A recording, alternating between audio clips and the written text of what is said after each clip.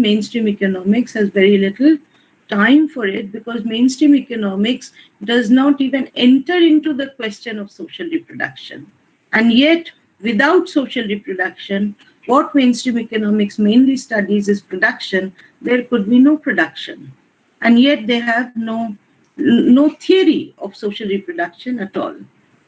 Now, the second thing that I want to talk about a little bit in this connection, because that will then make the arguments in the later part of the lecture more clear, is that the first thing, this is by all, so far what we've said is what all feminists would largely agree on. But next we have a particular intervention from Marxist feminists, which takes this argument further.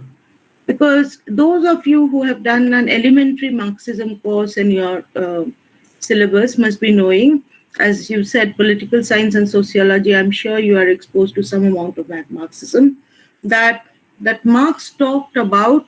Marx's main theory was that workers are paid for what is the necessary cost of living. And they work for, so they need to work for those many hours, which he calls socially necessary labor time, to reproduce themselves. But if capitalists make them work for more than what is needed for their own reproduction, and the rest of the amount of value that they create is appropriated as surplus. That was the source of surplus. So Marx actually solved a missing link in economics or in social science, which was, where do profits come from? By arguing that it is the unpaid labor time of workers, which is devoted to labor, which creates value, which then becomes the surplus. So now we have another dimension added, that women, not only it is their pure unpaid work, but it is also that there can be unpaid labor within paid labor time. Okay? And I'll talk about this later in terms of some survey findings that we have with us. Okay? So what you can see is that if there is unpaid work, if women do a lot of unpaid work, the amount of money that needs to be paid as wages to reproduce ourselves goes down, and hence unpaid work basically subsidizes the wages. Okay? So it is a subsidy to the capitalists so that they can pay less wage. Okay? This is the first argument that I want to make. Now, the second argument that I want to make is that this process of extraction of unpaid work is done through the exploitation of a graded hierarchy that we have in society on the basis of caste and religion and patriarchy. And in this, I want to sort of resort to Ambedkar in his formulation that caste and patriarchy are intertwined, that without patriarchy, there can be no caste, because the sanctity, the purity of the bloodline depends on having control over the women in the family, so that their bodies can be controlled in a way, their lives can be controlled in a way, and their labor can be controlled in a way where there is no impurity in the bloodline through intercaste alignments and marriages. The second point that I want to make with respect to Ambedkar is that he said, if we can, if we want to annihilate caste, we will also need to annihilate patriarchy. The two things go together form the basis of the social structure in which we live. Now, and the third argument that came from him is that the caste system is a graded hierarchy. So it's not that just the top caste is oppressing the bottommost caste. It is that each layer in the hierarchy, whoever is on top, has some kind of power over whoever is below them.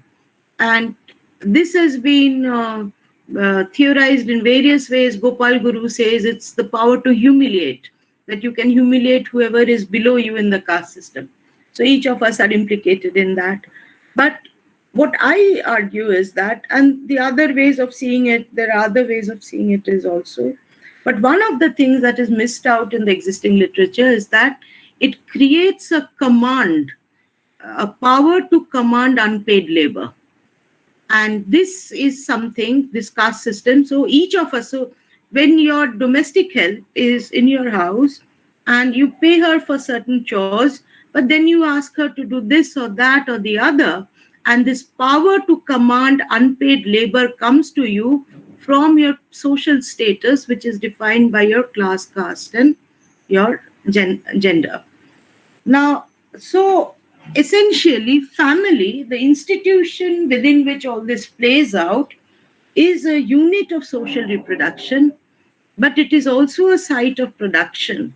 Because as long as women are doing, like I gave you the example at one end of women rearing chicken or doing some, fetching firewood or fetching water, there are many examples we can take. But on the other also that when we outsource our social reproduction to domestic workers, in a way, it becomes a site of production because the domestic worker is creating services within the household. So in that sense, the family is also a site of production and a site of consumption. And so the firm family dichotomy of mainstream economics doesn't hold. So now that we've set up this premise, let me give you some examples from a survey that we did in 2018 and 19 in Delhi, which was one of 1,800 domestic workers and 300 sanitation workers in educational institutions. And we covered a range of educational institutions, schools, colleges, and universities. Now, what we found in that survey, as far as it comes to domestic workers, was that most of the domestic workers, when they were contracted for what we call piecework. So for cleaning, for washing utensils, for washing clothes, there was a rate. And so on a piece rate, they were employed, let us say, every month. But they were made to do many other things, like they were asked to make tea, they were asked to hold the child, baby in the house for some time, they were asked to water plants, they were asked to clean additional places, for example, just do some dusting, etc., which is not part of the original Jhadu Pocha agreement. Okay. Now, how do we manage? And this was the case for 95% of the respondents. And when we asked them why do you do it? They said we can't say no. Okay. So why can't we say no? Okay. This question is very important because this is where I said this social sanction of caste, where if somebody who is of a higher social status doesn't even have to be violent and just asks you to do something, you feel obliged to do it. This is essentially one of the modes of extraction of unpaid work within paid work within the domestic sphere itself, which then once again adds to the cheapening of social reproduction. The second thing that we found, and this, it's a large survey, I'm just giving you examples which will help my argument. But these sanitation workers was, first of all, that in the educational institutions, so take a college or a university, if the average pay of the faculty was around 1 lakh rupees, then the sanitation workers' average pay was around 3,000 rupees. So this huge gap between what is called mental and manual knowledge or mental and manual work is something that is totally defined by caste, because you do not see in societies where there's no caste, you do not see such a huge gap in terms of the remuneration at the top and at the bottom.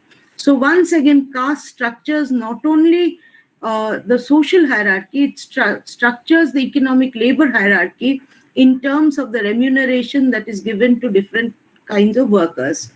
Now, within this labor hierarchy, once again, what we found was something very similar to what was happening to domestic workers, which is that the sanitation workers are contracted to do specific cleaning work, and it is very well specified what they have to do. But then they become odd job persons in the institutions. So they are asked to, for example, in some places they're asked to make tea or fetch tea. In some places they have to set up chairs if there is a conference or an event. They have to do a range of things, carry files from one office to another, a range of things they're made to do which is outside the scope of their work. And this is once again extraction of unpaid labor time from their paid labor time. Okay? So this of course contributes to the social reproduction of the institution as a whole. Okay? The entire educational institution is surviving because certain people are doing all this work at the very bottom level at very low levels of pay and with so much unpaid work. So this unpaid work in paid work, okay, is the second way in which, through the caste patriarchy nexus, essentially creates the graded hierarchy through which power to command unpaid labor in paid labor time is carried out. And so what we have is that the entire, you cannot look at unpaid work anymore in isolation. You have to look at it in terms of pure unpaid work, its relationship with paid work, and how much of unpaid labor is there within the paid work. Yeah. And this is the only way in which we can understand the total labor that goes into social reproduction. This is my second argument. And now I'll go back to my slides for my third argument, and that is a simple argument which most of you will be familiar with more than what I've argued so far, which is that the third way in which this happens is through what is called intensification of labor, which is that in a given amount of time, you make people work more and more. Okay? Now, so for that, let me go back to my slides. I won't speak for more than 7 or 8 minutes.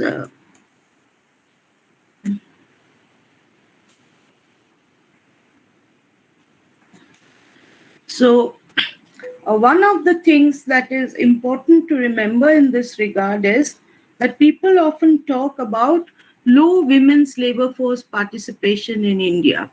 But if you take account of all this unpaid work and the unvalued work in production that women do, then if you added all that up, then the labor force participation would go up much more. The second is that what we find is and this is based on the work of Neeta and others, Neeta will be speaking to you on the last day, that there are, and so I'm not going into this in detail, I'm sure she'll talk about it, that there are many forms of labor processes which are essentially semi-feudal, which are various kind of bondages, which are found in brick kilns, garment industry, construction sites, where what you have is either contraction of family labor. So the man comes with the wife and child, the man and woman together get a wage, but the child comes free. You'll often see in construction sites that either children are playing or sleeping, or they're carrying a little bit of grit or a couple of bricks, etc., with their parents, and that is completely free labor. And the family wage, which is paid to the husband and wife, is less than what they would have made if they were contracted individually. There are other types of bondage too, so I'll just talk about one, which is Sumangali labor. So this system is called Jodi labor, what I talked about just now. The other system that I want to talk about briefly is Sumangali labor, in which women from villages are contracted to do work in sweatshops and mostly in factories which do which produce undergarments for exports. So the entire Tirupur textile industry. There are many case studies of that to show how Sumangali labor works, which is that the woman is, and these are young women actually, often underage, who are contracted to do labor for a period of 3 years in a factory. It is like chattel slavery. They are made to live in prison-like conditions. They are horribly abused, both sexually and otherwise. Extreme violence, very low levels of nutrition, and extremely arduous work hours. And at the end of 3 or 4 years, they may be given 30 or 40,000 rupees. They are called Sumangali because this entire custom is that they go and lend themselves to such bondage to earn money for their dowries. And so they are called Sumangali because they are bringing back their own dowry through their own labor. So these are the various kinds of labor processes that exist. But when we do mainstream economics, we only talk about the free laborer who can go and bargain, who has a choice of moving between markets, etc. And we don't talk about the various forms of bondage that exist. Okay? So what we've seen here is that there is value and surplus extraction is dependent on the power to extract coerced labor, comes from caste and patriarchy in both the paid and unpaid part of the labor process. So capitalism, I argue, that has advanced in India solely on the basis of caste and patriarchy in the making of class as a social relation which structures labor organization. Now, in doing so, and I'm skipping a whole lot of slides because we have very little time, the one way in which this works is that it creates a system in which people are made to work more and more to be able to exist as a primary unit of a. So this part of the slides show you some, sorry, I don't know why it went back to the, just a second, I think I made the mistake.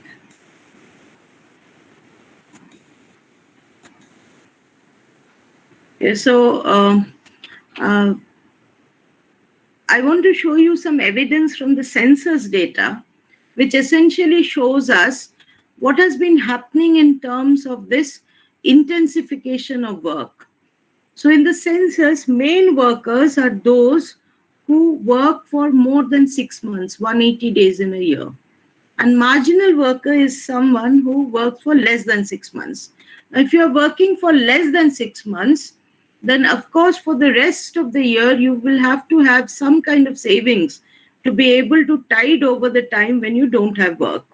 So what happens, so the marginal worker in the economy is somebody who has to work more intensely in the period of employment to be able to work in the, able to survive in the period of unemployment. Now, if you can see that, so what we give here is number of main workers per marginal worker. So in 1981, look at the last row. For among rural males, for every one marginal worker, there were 11 male workers. Okay. And it was the same in 1991. But by 2001, that had decreased to just one male worker. So one main worker per marginal worker. So basically, 50% of the labor force was marginal workers. And in 2011, it improved a bit, but it never went back to what it was in 1981. But if you take the case of rural children, this was rural male children, rural female children, you find that rural female children were mostly marginal workers since 1981 itself, and in 2001 and 2011, it had further deteriorated. It is a similar case with the child workforce in India in the urban period. If you see the last row, that it declined to 3 main workers per one marginal worker in 2001, while for urban females, it had been the same. Between 1991 and 2001, there was some reversal, but it never really went back to what it was in the period before. We find if you take the working age population, the rural male, and look at rural male overall, it is the same picture. If you look at rural females, it is the same picture. And if you look at urban males and urban females in working age, it is the same picture. Look at the last row. And if you look at senior citizens, and this is the most shameful part, it is the same, because you can see that in 2011, for every one male senior citizen worker, we had 4 men workers only. While for women, it was even worse, it was 1:1. Now, it's the same in the urban sector as well. Now I want to show you the growth decomposition. So one of the things that you can see is the child workforce. See the growth decomposition on the bottom left, that the rural male workforce, child labor, has decreased. So has it in the female workforce. But where has it increased? The urban male workforce between 2001 and 11, and the urban female workforce. So while child labor is declining in rural areas, it is actually increasing in urban areas. And this is a reality that you will very much agree with in terms of seeing child labor around you in urban areas.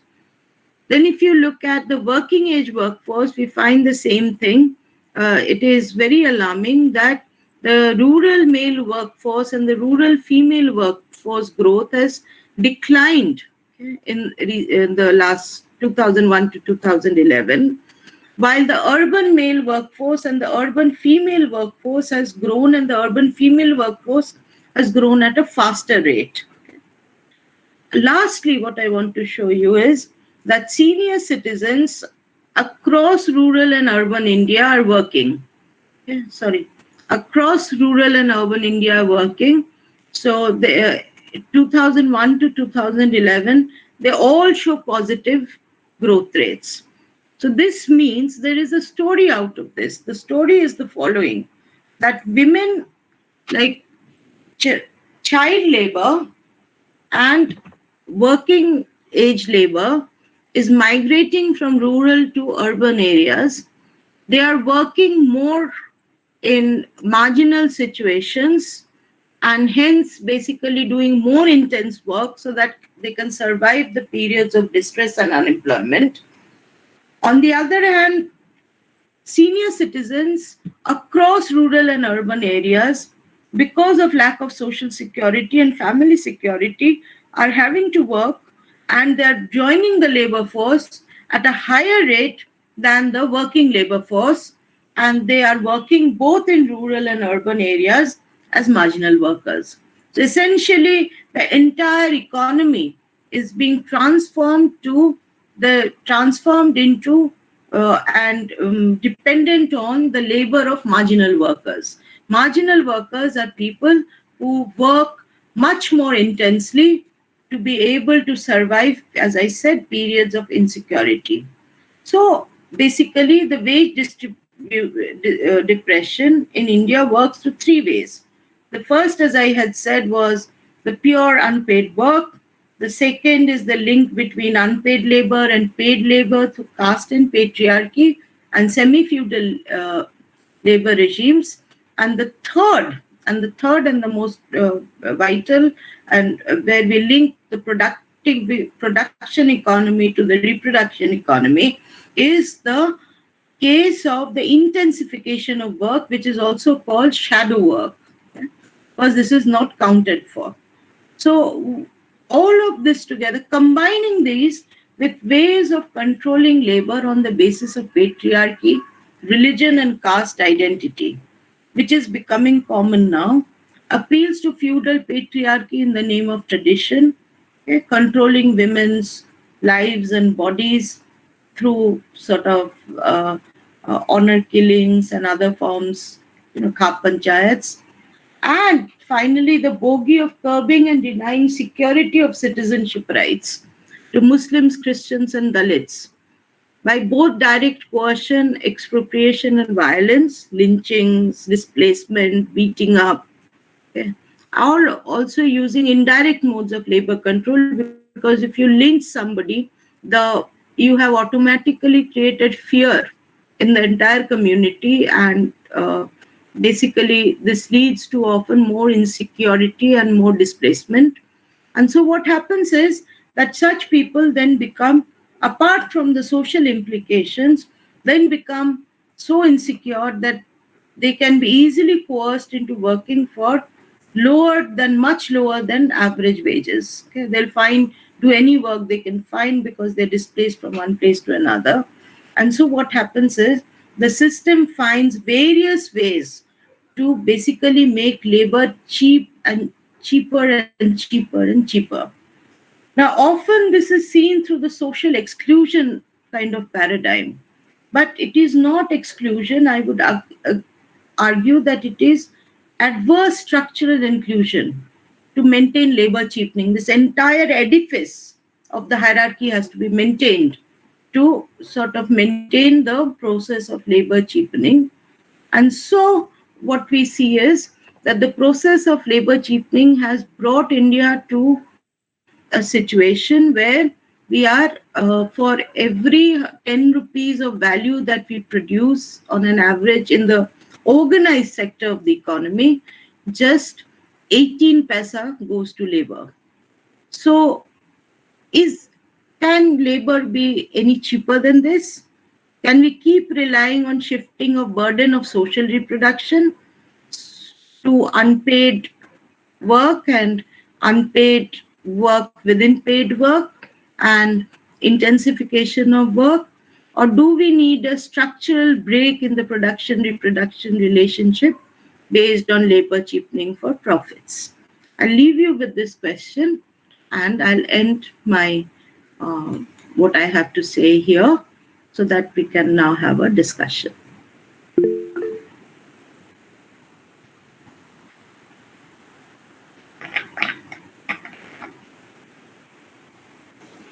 Anna, you can open the floor for discussion. Someone's raised a hand. Srishti Pal. Thank you so much, ma'am, for the wonderful presentation. It hit a lot of different notes and definitely brought into light many insightful points. I just have two questions. Just want to link this whole discussion to another idea of agency, that apart, like the structures, do they also, I mean, is there a relationship between the structures also taking away the agency of people and thus making labor more vulnerable to exploitation? And the second question that I have is with respect to the valuation of unpaid labor force. So, ma'am, even if we consider that we would like to value the unpaid labor done by women, uh, again, the people or there is a lack of, I would say, a representation in the economics faculty, in the economics academia, in academia in general, which would again lead to, which might again lead to an inaccurate evaluation of women's work. How would you link, representation to evaluation? Yeah. Okay. Thank you for the questions, very relevant questions. So, on the question of agency, yes, the structures are so oppressive that they do affect individual agency. In a domestic situation, for a domestic worker to really take on cudgels with the employer is very seldom possible, because there is always somebody who can replace her very easily. She's so easily replaceable, right? So in such situations, the only thing that works is the emergence of agency through collectivizing. So unions of domestic workers, for example, these have now come up in various cities in the country, and they're doing good work in terms of sort of at least kind of ensuring uh, two or three basic things. One is a standardization of the rates for pay, for remuneration.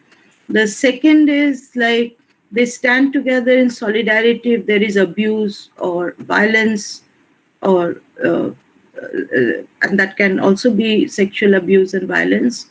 And the third is that often when they are, like in many places, they also rally for other kinds of security. For example, in West Bengal, there is a system of paying a bonus, which is 1 month's salary to the domestic workers for Durga Puja. So certain economic gains have definitely been made in various parts of the country. And Maharashtra is the only state so far which has actually passed the domestic workers act to ensure the rights of domestic workers, and other states. So there needs to be a collective effort to bring in agencies so that state institutions can be made responsive towards the uh, uh, institutionalization of the rights and certain kinds of protection for uh, different segments. And so, while collectivization for the workers is possible, it is more of a tricky question of agency when it comes to the women of the household who are doing this work, because there is no basis for collectivization, that you cannot have. It is difficult to bring such women into different kinds of, so unless there is violence or something that is really kind of tearing apart her existence, very seldom does the private confines of the house allow her to really speak about this even outside in social circles, etc. So the question of agency, while in the case of workers, they have a certain kind of option, if you will, in terms of coming together on the basis of the shared work. For women of the household who are doing such work and who are, the question of agency, of course, becomes much more difficult. On the Shrishi, question, can I just phrase, just pitch in here and just also caution the student who raised the issue of agency. It's actually also a double-edged sword. If you look at it closely, agency in the sense that the way also Chirashri has explained how things are working on the ground. Very often it's like the low wages and the intensification of exploitation has been such that workers now, are willingly taking on overtime. In fact, there's a sense of grudge that, overtime is not easily available. And this has happened a lot in export zones and SCZs where, there has been slowing down of certain manufacturing. And so the workforce is not getting that much overtime and hence that much more wages. So, a worker expressing so-called agency and wanting or agreeing to overtime, all these things need to be unpacked, and I feel that's what also what Chirashri has been trying to get at, getting you to see how labor is actually positioned in this web of exploitation. so moving on to the second question on valuation, well, yes, representation is of course an important issue, but feminist economists have done seminal work. If you look at some of the work even done in India, so by Mridu Lipen, by Indira Hirve, who's like made time use survey kind of institutionalized now to capture the essence of women's work so that we can move towards valuation. So there's been a lot of work now. We have enough work now to really sort of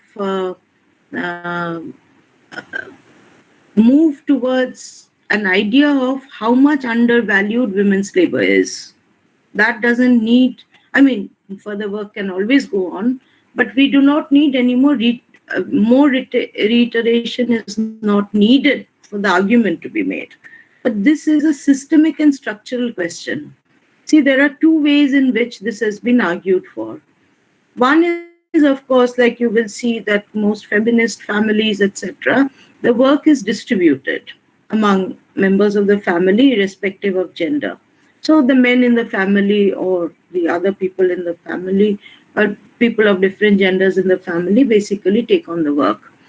Now, that does not really make any difference to the overall valuation, because all that we are doing is, it's a good practice. I'm not saying it shouldn't be done. But what I'm saying is, it does not make an iota of difference to capitalism, because it is still unpaid work, it is still cheap. And instead of just women doing it, men are also doing it, others are also doing it. And so, anyway, for capitalists, in terms of wage depression, it makes no difference. The other question that women have raised from the 1970s, the work of Sylvia Federici and others, which was to basically argue for wages for housework. This was a very famous campaign from the 1970s. But it has a limitation, which is that if this will never be possible under capitalism, because if wages for housework was indeed to be given, yeah, then the cost of social reproduction would increase manifold. And if that happens, wages would become like much higher. The wage level would be much higher than what it is before. And it would directly eat into the profits. So as long as we are sitting in a system of capitalism, neither state nor capital will ever be agreeable to the idea of wages for housework based on valuation. The third path, I'll talk about two things, just two things. One is that one of the paths which is important to pursue is to basically argue for the inclusion of that work in the production boundary, whether you pay for it or not. Okay? Because that's the first step towards recognition. We are at that stage of the campaign now. But on a larger, more sort of, as people who think about the future and what is possible, if it's possible under capitalism, is there any other social system under which this was possible? And then you'll find that in the history of the Soviet Union, especially when it existed, that with all its problems that it had and etc., I'm not going into that, but the one thing that they did succeed in was in terms of really breaking down. It was part of the constitutional mandate to break down the family structure and strip it of all the burden of social reproduction. All that would be taken care of by the state and society, while people would unite to form families only on the basis of love.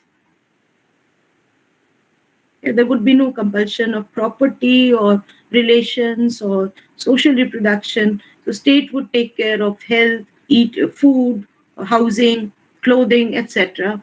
And there was very little work. There were community kitchens where people could eat, creches where children could stay. So there was very little burden of social reproduction on women for a very long time. So an alternative model, whether it failed, it collapsed later, that's a different story. But while it existed, it did hold up an alternative model. And so it is important to think about what are the alternate ways in which society can be organized so that the burden of social reproduction, I'm not saying you have to follow the Soviet model, but they showed it is possible. So what is the alternate way in which a society can be structured so that the burden of social reproduction and the burden of unpaid labor can be overcome? Thank you so much.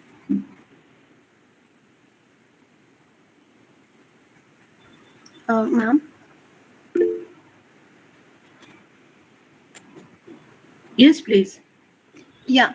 So, as you said, in mainstream economics, they treat the labor supply to be, exogenous to the economic system, right? So, building on that, the labor force is also distributed on the basis of skills. You would have like low skilled laborers or unskilled laborers. Now,